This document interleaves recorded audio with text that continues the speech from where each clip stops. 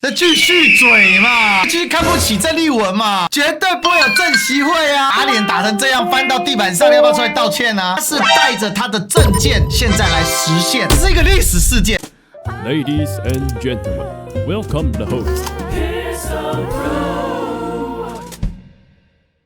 先讲我的看法了，绝对是习大亲自拍板，因为从措辞跟内容来看，其实国台办都还没有办法事前掌握到底这一次郑主席去会讲什么。但是以习总书记的名义，就是党主席对党主席的因为大陆没有党主席嘛，大陆就是党主席就是总书记，最高名义来发请邀请，所以这个绝对正席会有的。第二个，总书记拍板，你觉得这个时间点跟这个窗口还有可能的内容会什么？然后看起来还没沟通完，可是这代表他有一个信任值在。第一个就是说，因为是习近平主席，他当然不只是共产党的主席的角色，当然在国共的会面，邓主席跟习近平他们是用所谓的两党对接的模式，就所谓的国共对接的模式，它所代表的就是一个叫做定调为，因为对中国大陆来讲，叫做我共产党跟你国民党，党跟党之间的对话啦。那这个对话平台，当然我们台湾的角度看，就是两岸一个我们最大在野党的党主席跟中国大陆的领导人的会面，可是对岸来看就是党对党，所以你连那个国台办他都是用这个中共中央对台办公室，都要用党的职称，他不会用国台办，对岸都是这样，有一个公职，有一个党职。这个时间点的敲定，跟绝对如同刚刚历史哥讲的，跟班习会的延后有绝对的影响。因为我们去试想川普要去见习近平，然后延后了1个半月嘛，到5月14号。那么现在就是说，中间这个空档里面，他也特别提到说，郑主席多次期盼能够去跟习近平主席会面，这个是对岸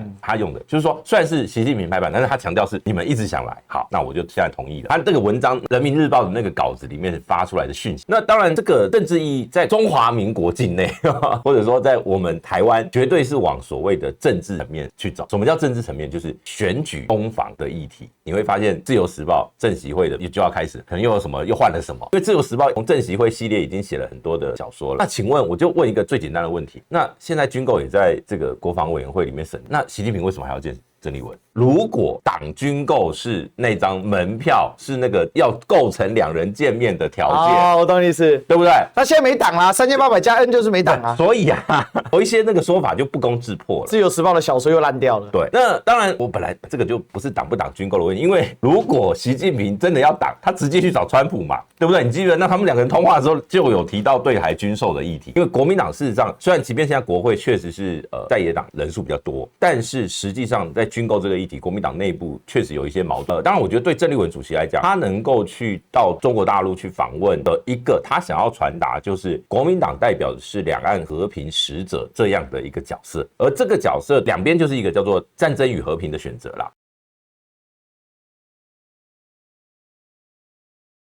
我觉得2024年其实本来国民党就是要打这个，你选赖清德。可是呢，现在的时候你说那个不是没有效应该是说就是在野势力的分裂，让赖清德只要40%，他没有拿到多数选票，他也可以当选。那也就表示本土意识的选票那个底层大概就是40%到45%，这个区间他们不会移动，就是所谓的你再怎么战争，他们就跟你战到底的这群票，含血含恨含泪带着枪我都要投民进党。那这一群人他有一个固定的盘，在野阵营现在都会说自己是假设自己不管是讲6成啊、5成5或怎么样的，意思就是说你即便你是主流民意，但是呢你却没有办法得到执政权的状况下，他就会继续诉诸两岸和平不打仗。那两岸和平不打仗，你要得到这个 credit 的关键，当然就是所谓你能跟对岸的领导人直接会面，这个是很直观的。所以郑丽文主席上任之后，他一直在讲一件事情，联胡会连战第一次和平之旅到中国大陆，那也是他加入国民党的原因，对，都在铺陈这一段，就是说他当年能够见证这一段的过程。所以两岸和平对中国国民党本来就是他的优势，这个是我们在分析说郑丽文主席为什么会讲加分这个来由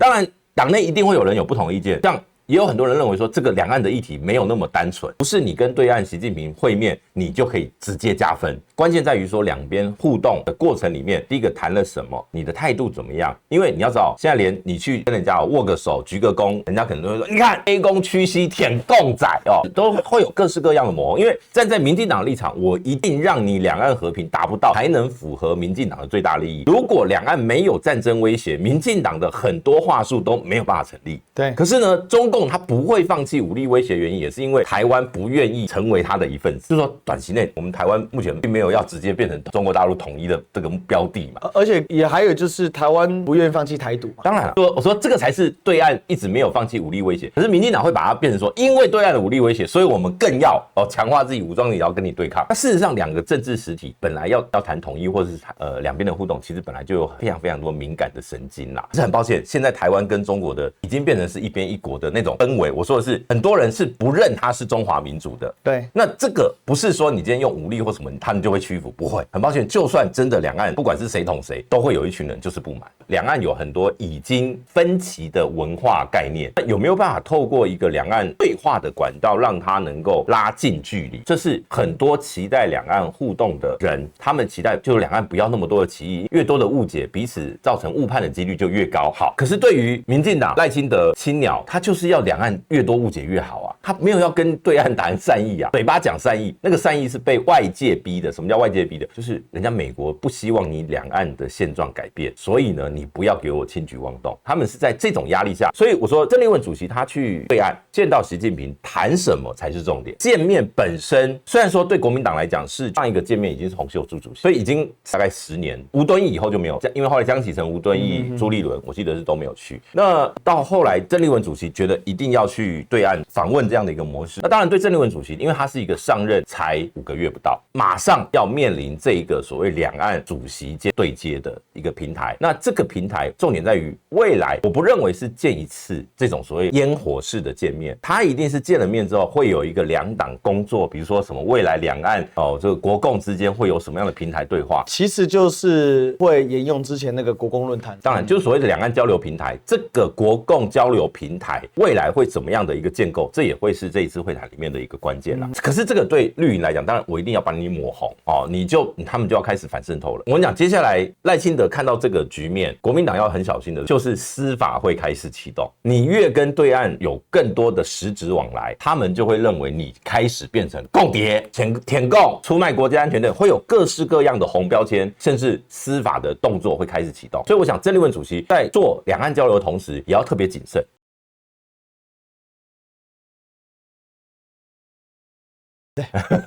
所以就两岸的互动，因为现在台湾有一个特殊的法制，反共谍或是查共谍，嘴巴讲查共谍，其实就是一种叫绿色恐怖。过去白色恐怖时期，国民党过去被诟病的就是动不动就讲人是共匪，动不动就是3合1敌人，就是台独、党外跟共产党是合为一，就是因为他们会危害你的政权。现在民进党也在玩这个游戏，玩这个把戏，把对岸的威胁跟本土反民进党势力要把它弄在一起，说你看你们就是共产党。我为什么说谨慎的原因，就是两岸的交流，我们都很清楚，里面有太多眉眉角角，很多很敏感的神经。那这一块，郑丽文主席，我相信他是有思考过的啦。所以现在民进党要玩的就是，你今天谁跟对岸有互动，我就要把你泼红漆的时候，国民党准备好了没有？接下来4月7号到12号这几天，至少我觉得要站稳啊，就是说有一些立场要站稳。我刚刚其实是查了一下说，4月7号到12号嘛，我说到底有没有两岸之间有一些特殊的节日？因为你知道，对岸有时候会很重视这个会设计纪念日，会设计啦。我先问 AI， 他说两岸没有特殊的官方纪念日就是两岸之间没有这样。但是我后来查到一个1927年4月12号，那个蒋中正在上海宣布清党，建立4.12清党，国民政府明暗分裂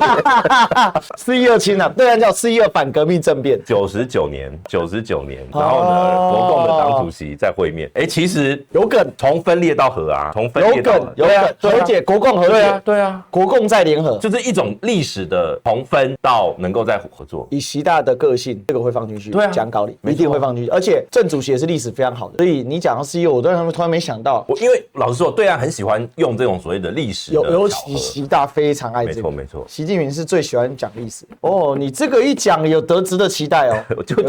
所以就看他们到底会展现什么样的一个内容。不过从这里面有几个点，我觉得第一个这个由习近平亲自拍板是绝对的，因为刚才其实很多大陆网友也在提嘛，这个因为国台办主任宋涛他是说转传嘛，那等于说是直接是最高层拍板。其实这个事情在之前就没有人敢拍。只有一个人能拍，就是习近平。因为很多人会认为说，因为第一个郑丽文不是这个最高领导人，他是个党主席；第二个国民党现今的一个能量跟中国共产党是完全没办法这个接近，因为现在很明显是大家排队去见习嘛，所以人家会就是说你这样子是不是你就变成说你在帮国民党拉台？那第三个就是，其实近年来对岸对于国民党的观感并不好，尤其国民党的党主席像朱立伦，他对于两岸是非常冷的，所以我想这一件事情有这样的意涵。但是我觉得第四个其实我觉得北京也在做一个风向的告知就是说希望大陆这些网友网民们就是应该更宽心去看待两岸问题。那我觉得这也呈现一个自信就是说其实东南海是有能力处理两岸关系的，就是大家不要担心，因为就是说对于两岸他们是希望所谓的终极解决方案的。那可是因为两岸目前为止台湾的民意是还没有办法走到那一步，但是有没有进一步的对话这件事情，我觉得是已经到了必须得讨论程度。因为很明显的川普不管5月13号去不去的成，但是川普是去求见习近平，这个态势已经是全世界大家都已经认为是这样。尤其现在美国竟然拿伊朗没有办法，3艘航母加2艘2栖攻击舰要全上，所以我觉得这个点是一个部分。在下一个呢，还有一个点就是说，以习的一个高度来见郑，那某种程度郑习会就刷新了马习会。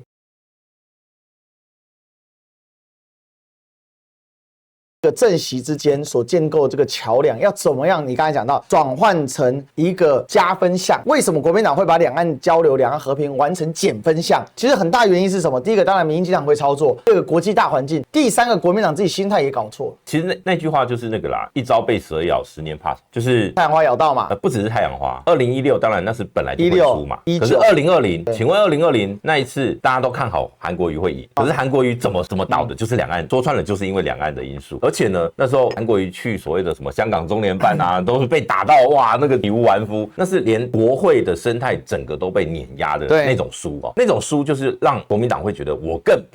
更要跟两岸的议题保持。然后接下来发生什么？疫情，因为疫情，你觉得疫情发生之后，你觉得两岸会有交流吗？更不容易嘛。所以那个时候的主席，我觉得某种程度也更好在两岸的议题里面去做一个取舍，就是说现在疫情我要怎么去？就一个很简单嘛，就是直接就说那我们现在就暂时搁置这些交流的议题。所以我说某种程度，现在到2026年这个时间点，对郑丽文主席来讲，他有他非去不可的理由，包括他在党内，郑丽文其实是一个虽然他的得票在党员的直选里面过半，但是因为他没有重量，我说的重量是你这个绝对正确，对，就是那个叫党内的分量。所以他为什么，比如说他找萧旭晨当副主席，人家会觉得说那是马英九某种程度就是愿意挺他，就是说他这种叫做跟各自派系或者说这些头人的妥协的一种模式，就是我广纳天下人啦，类似这样概念。可是呢，国民党现在的问题就是，你说这些头人朱立伦也好，卢秀燕也好，什么韩国瑜也罢，什么，对绿营来讲，他每天要做的就是什么谁也不服郑丽文，谁也不服郑丽文领导危机怎么样？那这个时候，如果今天他有一个两岸的一个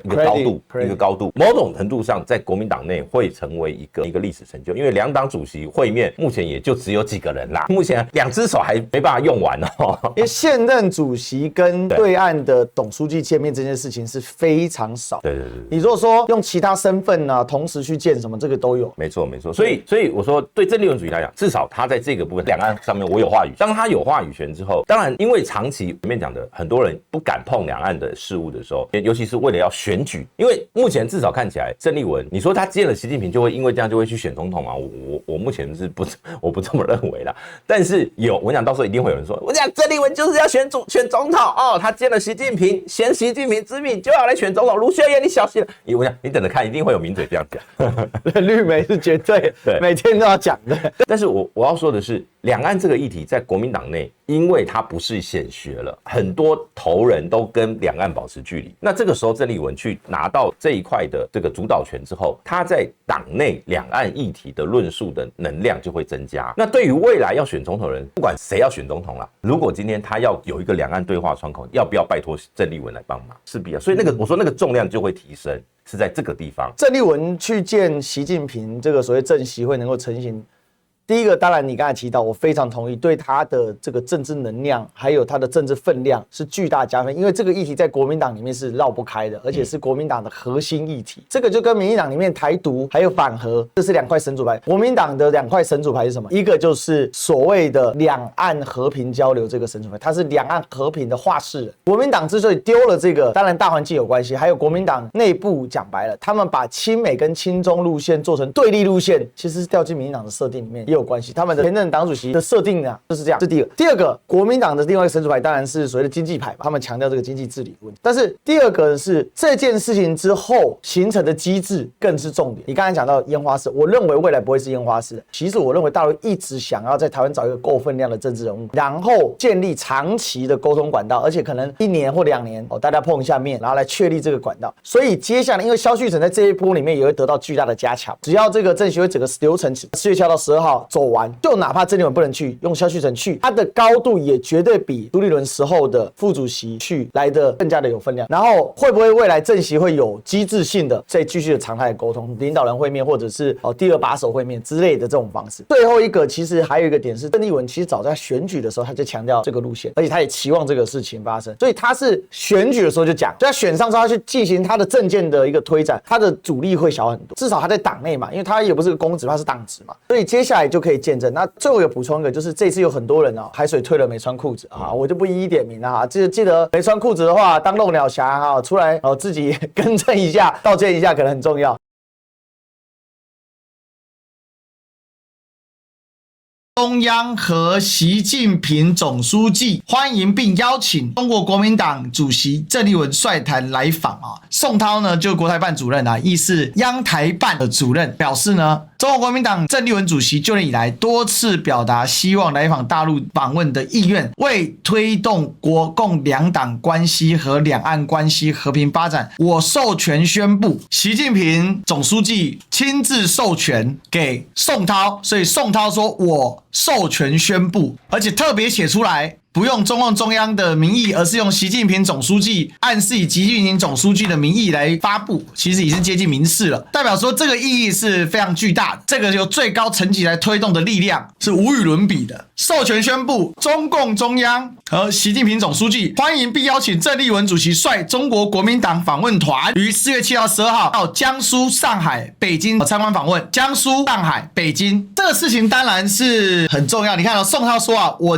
将与国民党方面就郑主席来访事宜进行沟通，做出妥善安排。代表什么意思？后来根据郑主席亲自的表达，所以其实这是一个超级赌注啊！敢这样玩，大概也只有习总书记能够这样拍板。也就是说，现在的内容跟这些事宜啊，还没有完全安排得当。当然，随后国民党就确认了他们的参访名单哦，所以这事情呢是相当的有趣哦。接下来会怎么发展很有意思。但是我这边要先讲啊，是不是有人说绝对不会有郑习会啊？打脸打成这样，翻到地板上，要不要出来道歉啊？谁呀？谁呀？在继续嘴嘛？继续看不起郑丽文嘛？我是不是早就说了会有郑习会？而且我很早就讲了，两岸和平的曙光终于来了。等多久啦？从2014年太阳花之后，两岸一路崩啊！其实这就是一个历史的脉络跟轴线。而这样的历史脉络跟轴线，那个时候郑丽文在选党主席的时候，他是亲自说了他的两岸政策，他是亲自说了他的两岸倾向，他希望两岸交流。他希望跟大陆有更多友好的互动，他是带着他的政见现在来实现，这事情是很不一样的。这件事情其实是很大程度的鼓舞了长期为两岸和平交流做奉献的人。很多事情你不要觉得没有，我当初就说了，一定会有习政会嘛，一定会有郑习会嘛，对不对？习大怎么可能会见郑丽文？郑丽文什么咖？习大今天之所以叫习大，因为他的胸襟远超一般人啊。他是以党对党的姿态，他是以党对党的名义，在党对党两岸当中，国民党跟共产党都叫中国国民党、中国共产党是对等的。我告诉大家哦，4月12号最后一天一定是谁？一定是习总书记亲自出来见嘛，而且是以总书记接待中国国民党主席的身份出来见嘛。曾经发生过一个历史事件，这个历史事件是什么？叫412事件，发生在1927年4月12号，地点在上海，叫做清党，大陆叫做412反革命政变，标志着国共第一次决裂。国共第一次决裂由老蒋下令的，地点就在上海。这一次去江苏、上海、北京，什么意思？所以1927年，距今几年？99年啊，在满100年之前的一年，99年前，国共第一次内战，国共第一次决裂。99年后，由郑丽文跟习近平在北京见面，前面去了4.12清党，大陆叫反革命政变的发生地上海，然后从南京开始，所以去南京是怎样？回访故都。拜谒中山陵，从孙文到郑丽文，然后再到上海，见证现代中国的发展，并且针对所谓的清党有一个历史的印记。99年了，国共第3次和解，第3次合作，要在这里进入了下一个阶段，这是一个历史事件，多么激动人心啊！